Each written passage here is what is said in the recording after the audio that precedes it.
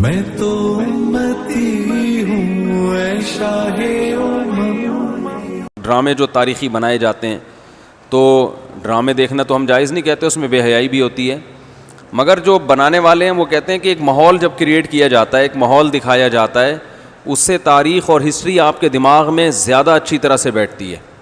تو Tayyip Erdogan نے drama بنایا نا، ارطغرل بڑا مشہور ڈرامہ چل رہا ہے، بہت دنیا دیکھ رہی ہے، تو میں ڈراموں کو جائز نہیں کہتا، لیکن جو لوگ فلمیں دیکھ رہے ہیں پہلے سے بے حیائی کے کاموں میں پڑے ہوئے ہیں اور غلط چیزیں دیکھ رہے ہیں، تو ہم ان کو کم از کم یہ مشورہ دیتے ہیں کہ یار انڈین فلمیں دیکھنے سے بہتر ہے یا جو آج کل وہ ڈرامے جو ہمارے فیملی سسٹم کو تباہ و برباد کر رہے ہیں، جب تم نے دیکھنا ہی ہے تو کم از کم ایک کم درجے پر آ جاؤ نا، اس کو دیکھ لو، تو اس سے تو پھر بھی بہتر ہے کہ کم از کم تمہیں ہسٹری تو پتہ چلے گی، کم از کم تمہیں یہ تو پتہ چلے گا مسلمانوں کی تاریخ کیا تھی۔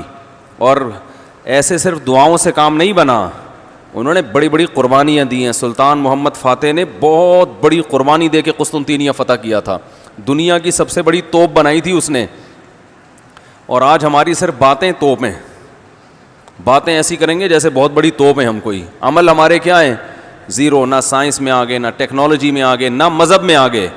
وہ ٹیکنالوجی کی دنیا میں بہت آگے تھے، سائنس کی دنیا میں بہت آگے تھے۔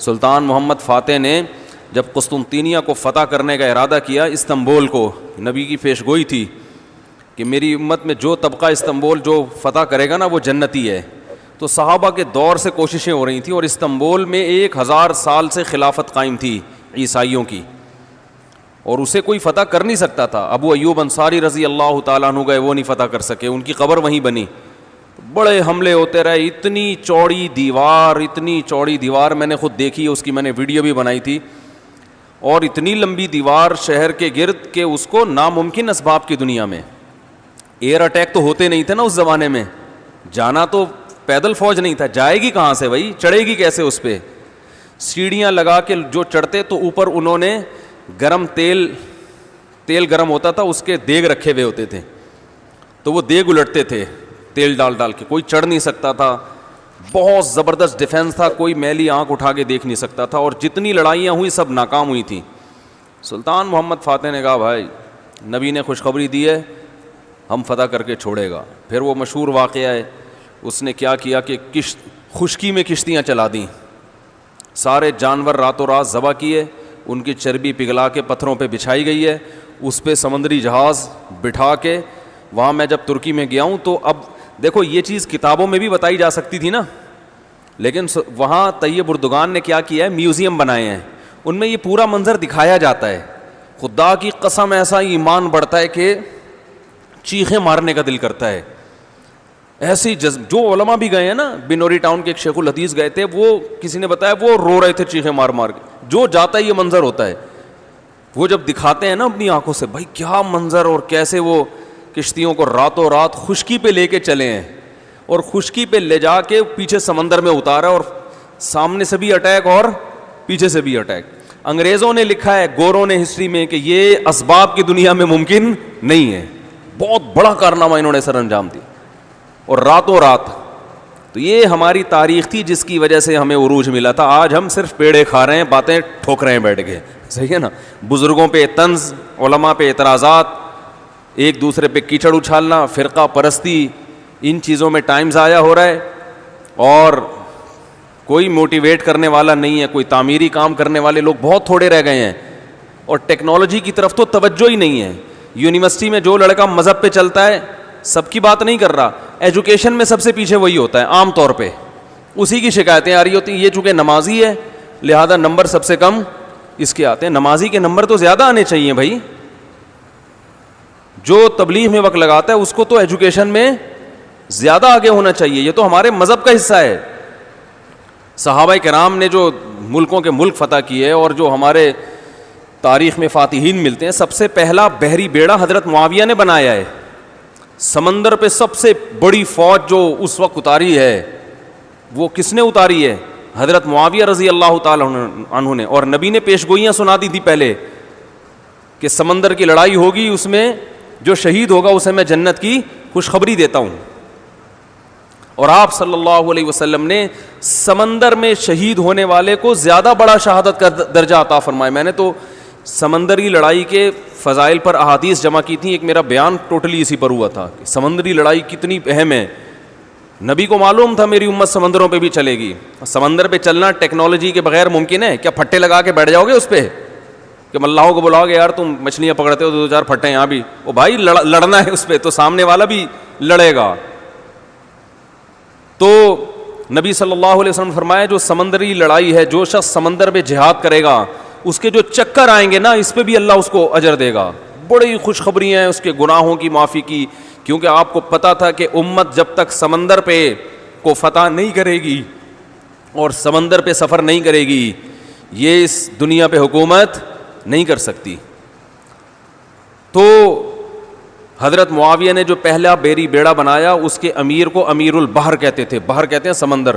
یہ امیر البحر کی ٹرم یہ انگلش میں منتقل ہوئی ہے جس کو ایڈمرل کہا جاتا ہے.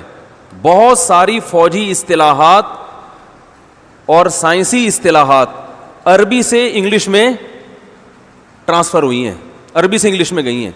آج میڈیکل سائنس میں بہت سے الفاظ ایسے ہیں جو عربی سے انگلش, مسلمان سائنسدانوں کے تھے وہ, لیکن اب دیکھو حال کیا بنا دیا.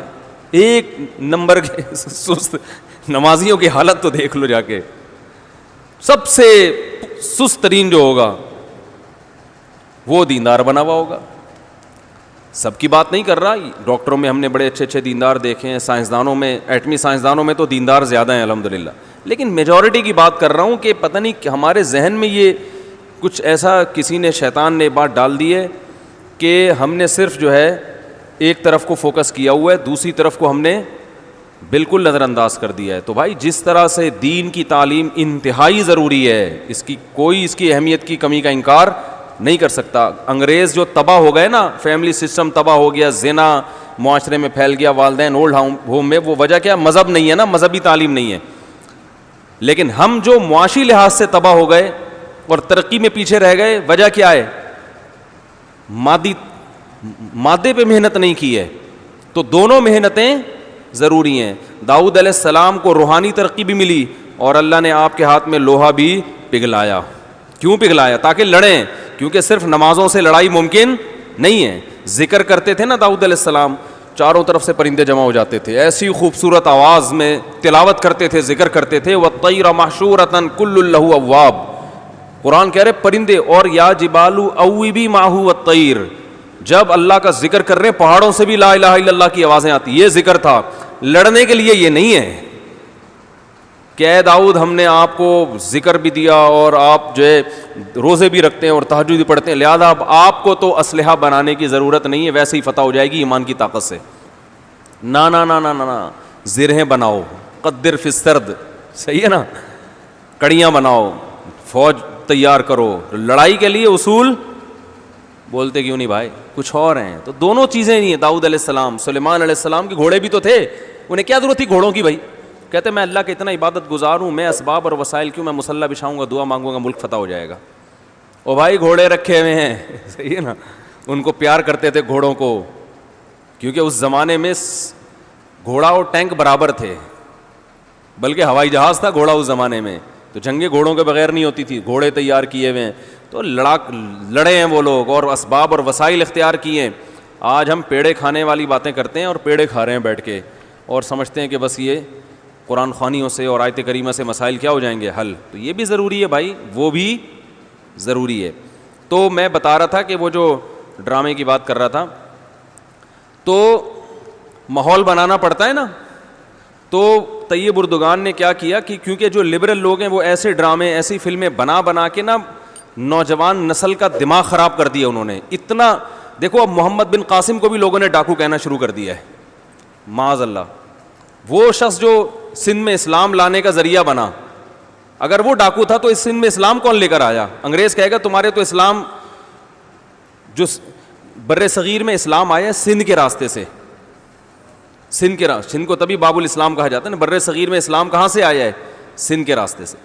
پھر پورے انڈیا میں بھی پھیل گیا اور بنگلہ دیش, برما, کہاں کہاں تک پھیلا ہے. تو انٹری جو ہوئی ہے محمد بن قاسم کے ذریعے ہوئی ہے. پروپیگنڈا دیکھو, وہ بھی چور, وہ بھی معاذ اللہ وہ بھی ڈاکو, محمود غزنوی بھی ڈاکو. وجہ کیا ہے؟ جس کے ہاتھ میں میڈیا ہوگا نا چلے گی اور سنی اسی کی جائے گی, آپ جو کچھ بنا کے پیش کر دیں. تو طیب اردگان نے کہا بھائی ان کو انہی کی زبان میں جواب دینا ہے. ناول لوگ نہیں پڑھتے, رسالے نہیں پڑھتے لوگ, تو نوجوان طبقہ فلمیں ڈرامے دیکھتا ہے. تو اس نے کہا ڈرامہ بناؤں گا, اور ایسا بنا کے دکھایا کہ آج رپورٹیں یہ آ رہی ہیں بہت سے غیر مسلم مسلمان ہو چکے ہیں.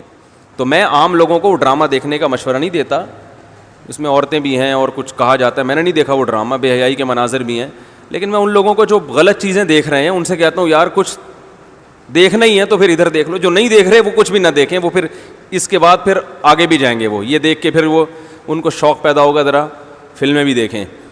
اور جو نہیں دیکھ رہے وہ تو بچے رہے ہیں, جو دیکھ رہے ہیں تو بری چیزیں دیکھ رہے ہیں تو بھائی یہ دیکھ لو پھر, تو اس سے کم از کم ایک کریٹو سوچ پیدا ہوگی تمہاری, اور کم از کم ایک تعمیری سوچ پیدا ہوگی, مسلمانوں کی ہسٹری کا تمہیں پتہ چلے گا. تو اردگان کی سوچ چونکہ یہ تھی اس لیے اس نے وہ کر دیا, اور اس سے بہت لوگ پریشان ہیں اس ڈرامے سے. یعنی اس سے جو اسلام دشمن قوتیں پوری دنیا میں پابندی لگانے کی کوشش میں لگی ہوئی ہیں. ابن تیمیہ رحمہ اللہ کا قول ہے نا, تمہیں باطل کی پہچان نہ ہو نا کہ حق کیا ہے اور باطل کیا ہے, تو دیکھ لو باطل کے تیروں کا رخ کس طرف ہے. سارے باطل جس کے پیچھے پڑے ہوئے ہو نا, سمجھ لو یہ کیا ہے, حق ہے, تو ان کو پتہ ہے اس کا اثر کیا پڑ رہا ہے.